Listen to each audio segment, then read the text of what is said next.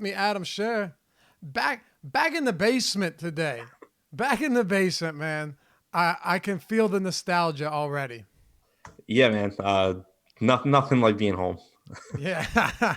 Nothing like getting out of there. I mean, honestly, it's nice to come back. You're seeing your mom and everything, but like, could you imagine if someone was like, all right, well, you have to live here again?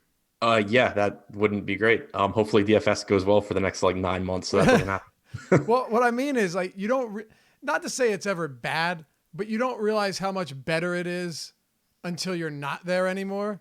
And Yeah, then you couldn't ever imagine going back. yeah, exactly. It's a wild thing. Anyway, Yahoo Daily Fantasy Sports sponsor of the Deeper Dive. MME, you can't do it. And I think to a lot of people that's appealing. 10 entry max. It certainly makes it easier to win, easier to take down those top prizes, along with the fact that they've got some zero management fee contests as well, meaning they take nothing off the top, nothing out of the prize pool. If people pay $15,000 into it, the prizes are $15,000. And even the ones that don't have a 0% management fee, it's 12%, much lower than other sites. So check it out. And when you do, sign up through us to get $30 in Yahoo Sports Rewards points. They're as good as cash. You can use them on the site to play contests, win money, and take that money out when you're ready. Here's all you have to do, because I can't post a link in Yahoo or on YouTube. Just go to the homepage at awesomemode.com, click on the Spotlight Hitters article right on the homepage. It is free. So awesomemode.com, Spotlight Hitters article, and click that Yahoo link right at the top of the article. It'll take you where you need to go. You'll get your $30 in Yahoo Sports Rewards points, and you can play on a site that has made life pretty friendly for daily fantasy sports players who want to enjoy themselves, want to win money, but don't want to have to compete against all of the top names in the industry each and every night. It's Yahoo Daily Fantasy Sports, sponsor of the Deeper Dive. All right, man. 14 games, getting a bit of an early start today, giving ourselves an extra 10 minutes or so. Pitching's kind of wild, right? Because you have a lot of high-priced guys, and many of them have some warts. That doesn't mean we're not going to like a lot of them, and I think we'll talk about each and every one of them as we go throughout the slate. But, all of them have some, I don't even want to say red flags, but definitely some risk. I'll even throw Bueller in there because of that price point. Yeah, I agree. Josh and I mentioned that this morning, where there's a lot of talented pitchers. There's a lot of pitchers where I'm not going to be upset if they're in my lineup, but there's no one pitcher that we're going to talk about where I'm just like, I have nothing negative to say. Right. So let's get into it, and let's see what we get to. By the way, I got to bring this up. Have you seen the newest development in the Antonio Brown saga? I didn't read the entire thread yet, but I did. Oh my God. I got the gist of the helmet issue. I saw the part that at one point he painted his old helmet to try and make it look like a new helmet so he could wear. Yeah, so I haven't read through all of it yet, but I have the gist of it, and it's pretty crazy. He's pretty crazy. Yeah. I mean, arguably the best wide receiver in the league, but something's going on there. Like showing up to training camp in a hot air balloon. That's pretty funny. I mean, I didn't know that happened. Oh yeah, yeah, he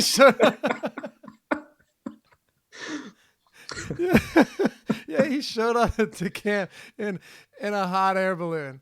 Yeah, there was like a fleet of hot air balloons he was flying with too.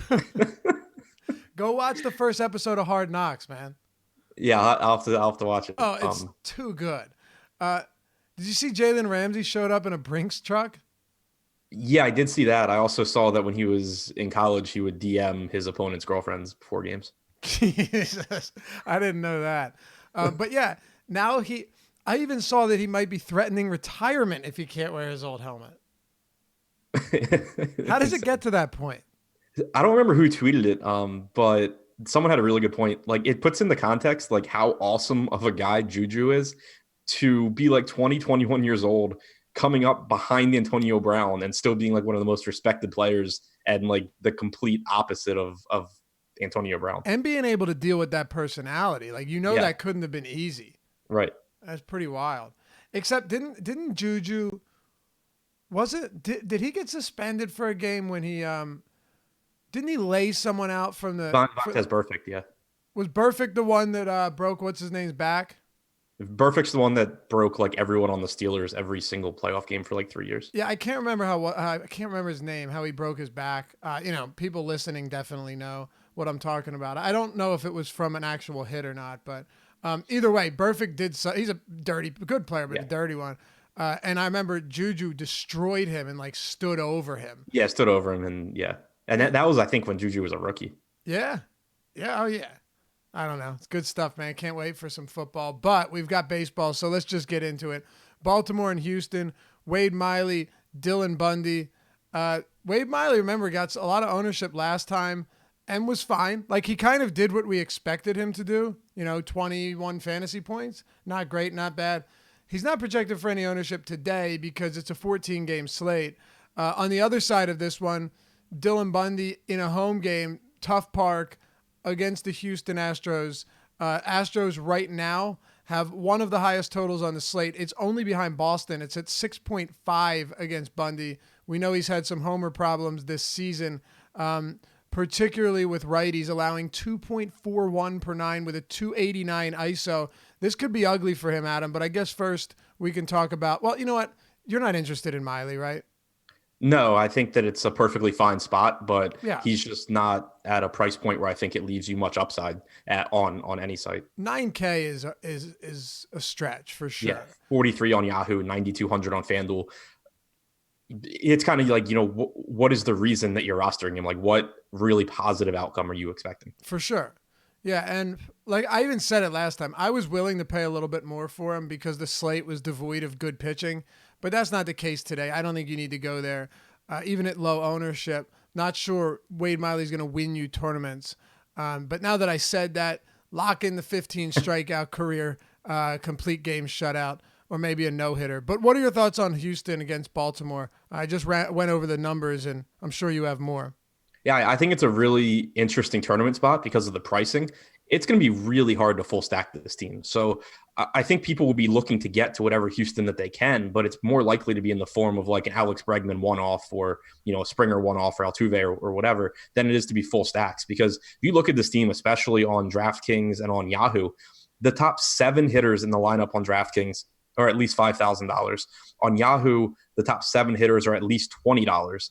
It's really, really hard to full stack this team and get anything around them. It's one of the most expensive full stacks that I can remember this season, especially outside of Coors Field. So that should help to keep the ownership down. It's not like they're cheap on FanDuel either, but they're relatively a little bit less expensive.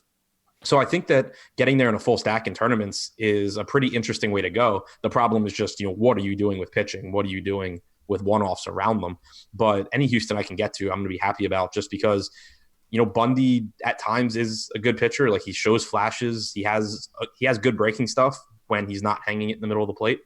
And, so he's capable of being good, but he does struggle with home runs. You have a lot of guys on this team that don't strike out and have tons of power. The only lefties in the lineup, well, you have Reddick at the bottom, but the only lefties in the middle of the lineup are Brantley and Alvarez, who are both really, really good hitters. So the fact that Bundy has actually been able to keep lefties in check this year doesn't really make me feel any better. I really like the spot for Houston. Me too. And just the blow up potential on someone like Bundy makes it that much more appealing. It's fun. He's not like Bundy's the type of guy that you and I will definitely play at times, right? Like in better or decent spots with high strikeout teams that kind of suit what he does. And those wild splits that we've seen this year, whether or not they're going to last. But Houston, you just went over it. There's really nothing about this matchup that makes Bundy appealing. Yeah, and someone had brought it up in chat and reminded me that I had noticed last start Bundy changed his windup. So his mechanics were a little bit different. For the most part, he looked really good in that start against Toronto. Breaking stuff looked sharp. He had a 16.5% swinging strike percentage, almost a 35% chase percentage. But going through Brooks baseball and looking at the movement on his pitches and his velocity, nothing really looked substantially different. So I think that, maybe he'll have better command because he did say that he just felt more comfortable with the new mechanics when he was throwing in the bullpen. So, that's something to pay attention to going forward. But it's not like there was one thing that jumped out where I'm just like, oh, Dylan Bundy has this new pitch or is, doing something that's made him completely different. For now, I'm still going to treat him exactly like the same guy he was. Right. All right, let's talk about actually, do you have any interest in Baltimore bats, any one-offs? There's okay value with like Anzer Alberto, Renato Nunez, Pedro Severino, but I don't think that they're totally necessary. Okay, let's keep going then because we've got a lot of games here. Toronto and New York. Matter of fact, the three teams on this slate that have an implied run total of 6 or higher are all in the first 3 games we're going to talk about. So the second one being the Yankees here against Sean Reed-Foley, J.A. Happ on the mound for the New York Yankees. Yankees with a 6-run total at the Rogers Center. I mean, this team just continues to hit and hit well. You know, another lineup too where it's like Mike Tauchman batting 6th, Romine 7, Maben batting 5, Gregorius cleaning up, and Ursula in the 3-hole. You know, they're moving things around, but they continue to put runs on the board. Do you want to touch on any pitching first, or do you want to get into bats? The pitching's not really appealing to me. Sean Reed-Foley's not appealing for obvious reasons. J.A. Happ is just kind of a little bit more expensive than I think I'll end up going to if I'm going to take a mediocre pitcher on this slate, coming in with like an 18.6% strikeout percentage. So I think this game is mostly just interesting for bats for me. The Yankees continue to just run a worse and worse lineup out there, but they'll probably still score 15 runs because that's just, you know, how it goes. They're affordably priced. They have a 5.8 implied run total despite the names in the lineup. You know, no Torres today, no Aaron Judge, who was one of the better values on the slate. So it's a bunch of guys you're not really going to feel great about paying for. But at the same time, you know, DJ LeMahieu is still a really good hitter. Urshela has been really good power-wise. Mike Tauchman has been good. Didi, we know, is fine.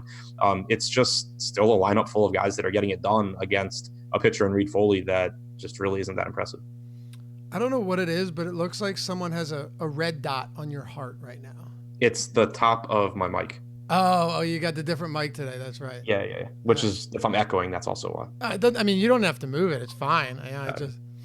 Just looks like I'm about to get like sniped or something. I'm gonna tell you to duck. Yeah. Yeah. All right. What about?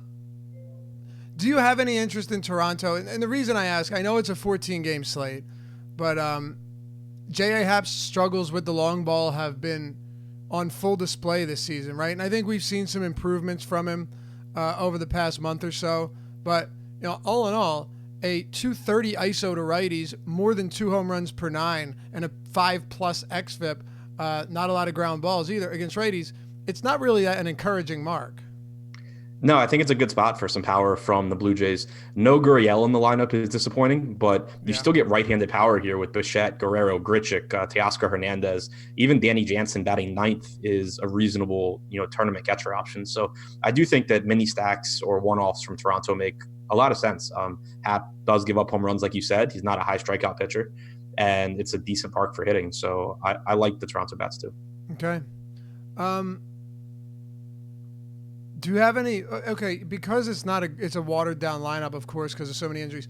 Who are your favorite bats, if you had to say from both sides? Favorite bat, one from each side. I take Didi from New York. I think that his price tag is just really, really affordable. Obviously, we prefer him in Yankee Stadium, but at that salary, it doesn't really matter. And from the Toronto side, I'll take Guerrero. Okay. Boston and the LA Angels, you've got Jaime Burria and Brian Johnson.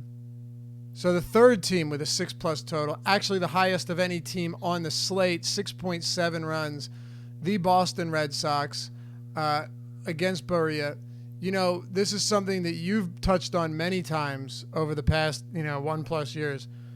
But Burria against righties is really bad. He's going to have to face, Mookie Betts and Bogarts and Martinez and hell, even Vasquez is hit for a lot of power. You don't have Chavez in the lineup, but still, I mean, that is a really difficult grouping of righties that he's going to go up against today. And if you want to, you can go over the numbers, but his splits versus same-handed batters are really, really bad. Yeah, 220 expected ISO, 232 actual ISO against right-handed hitters since the start of last season. Just a 17.2% strikeout percentage. So, like you said, Betts, Bogarts, JD all stand out. Vasquez is fine as well. But even the lefties in the top 6 with Devers and Benintendi are just really good hitters, especially Devers, to where I'm certainly not shying away from those guys against Burria.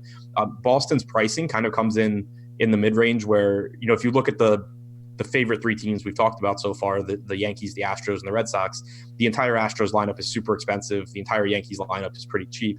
And then the Red Sox are like right in the middle where you have those guys at the top where you're paying 5K or higher on DraftKings, but you can balance it out by getting to, a cheap Brock Holt or Jackie Bradley at the bottom. Not the most exciting hitters, but guys that let you get that 5-man stack and still, have some money left over. So I think it'll be not that difficult to stack up the Red Sox here. If you're going to one-offs, I think that the right-handed power is where you're really targeting.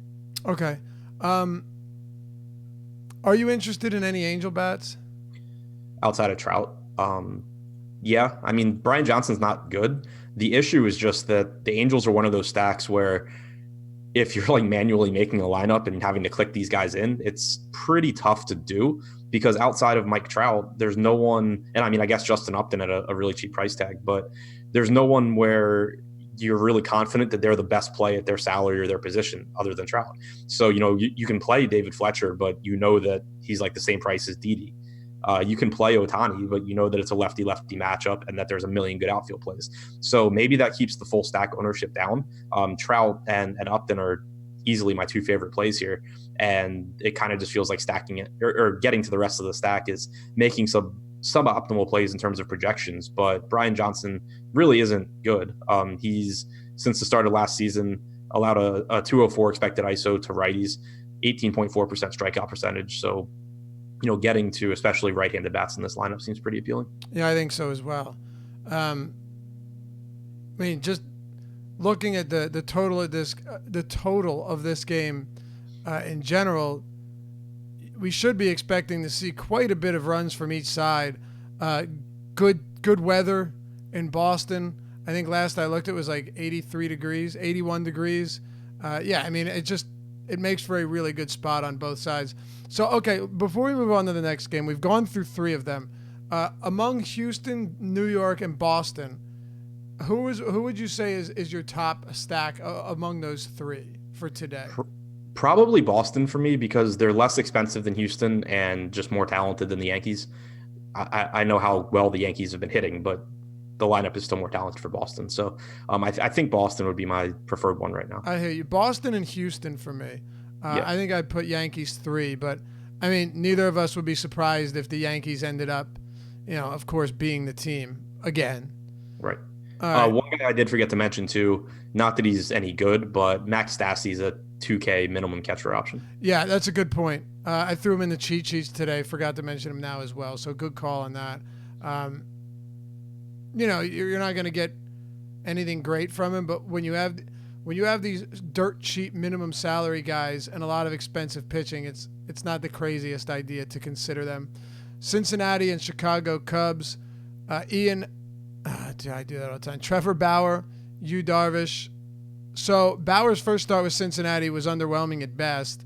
Yu Darvish has been a whole lot better lately, has really limited his walks. I mean, you remember how bad it was earlier in this season? He now has 2 walks combined over his last 6 starts, and he's gone 6+ innings in 5 of them. So it's safe to say he's turned things around. On this slate, has he turned things around enough for you to say, hey, I'm willing to pay, $9,200 for Darvish on DraftKings. I'm willing to pay $94 for him on FanDuel. And then on Yahoo, I'm willing to pay $42 for him, which I don't think is crazy, but there's a lot of pitching here. So where does he fall into to this tonight? Yeah, I don't expect to really get there all that much. The walks are better. He still struggles with home runs a bit. Going into Great American's a tough spot in that regard, but also not a ton of strikeouts in the lineup. Jesse Winker's not a high K guy. Neither is Votto. Barnhart is not. Neither is Iglesias, Iglesias is not in the lineup. So that helps that a bit. But Jose Peraza also not a high strikeout guy. Just not the most appealing lineup. Even, Josh Van Meter is around 22% strikeouts against right-handed pitching. So it kind of scares me for a guy that is a high strikeout pitcher, but also has had home run issues for years, that he's facing a team in a great home run park that is pretty good at making contact.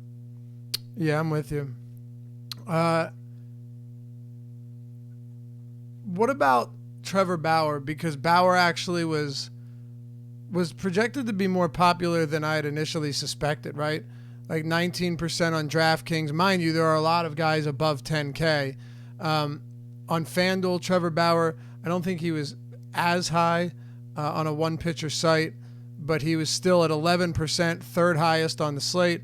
And then on Yahoo, Bauer was 30%, second highest owned pitcher behind Walker Buehler. Are you feeling the same way? That you're not really interested in Bauer? Well, yeah, Or that it I'm feels not, like but I meant, are you feeling the same way as the field that like he should be one of the highest owned pitchers tonight? Oh no, I'm not. Neither am It's not I. that I think he's bad, but I have him behind Bueller, I have him behind Strasburg, I have him behind Bieber, and I have him actually projected slightly behind Caleb Smith. So So do I, which is why I found it so strange.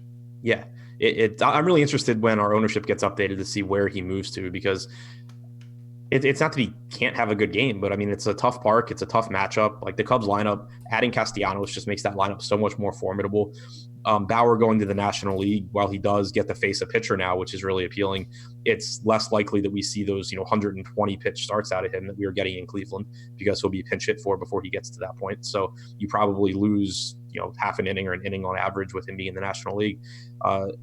It's not that I dislike him, but I just like him less than pretty much everyone around him. Yeah, I thought the same thing, man. And I will see, like you